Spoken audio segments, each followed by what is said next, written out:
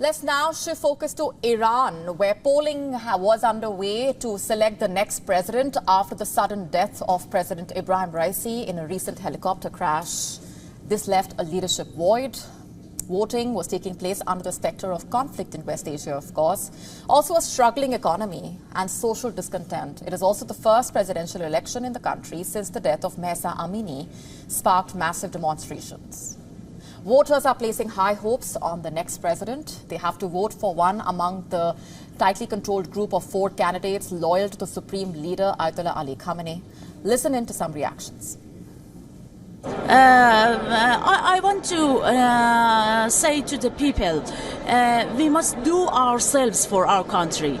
We don't want to wait for someone to come and correct our situation. We must do ourselves. This is important for me.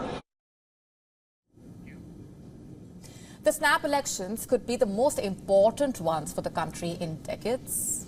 This is a Gravitas special broadcast with our correspondent Anas Malik joining us live from Tehran. He's been tracking the very latest from the electoral battleground. Anas, thanks for being here on the broadcast. Let me begin by asking you for a sense of what the voter turnout has been like. Tell us more about the mood on the ground.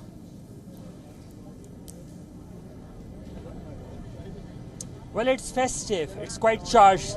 For the first part of your question with regards to the voter turnout, it's over 7 p.m. The voting time officially was till 6 for 10 hours. The voting time now has been extended by 3 hours. It is to continue till 9 p.m. local time. And if I just get aside for the benefit of our viewers, I'm behind the polling station. The lines are still extending till far outside the polling station.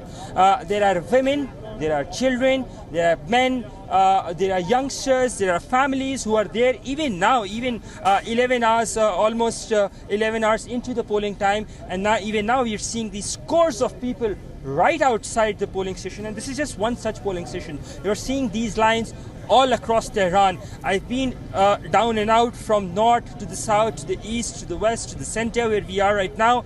And you see similar scenes. Not once, despite the fact that it was a hot, humid day, it was 38 degrees today, not once have you seen these lines getting slower or getting smaller. In fact, all what they did was that they kept on getting bigger and bigger. So you get a sense of the voter turnout, that the voter turnout definitely has been good. Though Masoud Pezeshkian, the candidate from the left reformist party, his team has been saying that it was not as per their expectations. They say that it could have been much better. Molly?